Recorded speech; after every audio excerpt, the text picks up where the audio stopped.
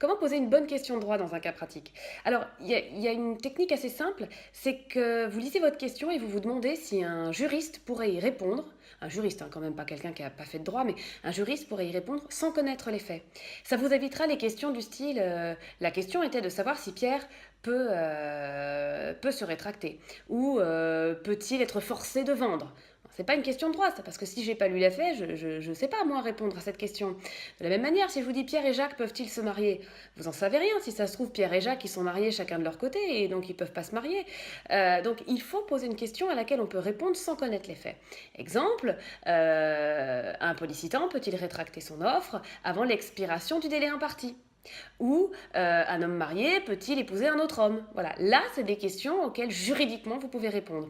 Alors ensuite, pour essayer de pas vous tromper, vous avez parfois tendance à poser des questions beaucoup trop générales.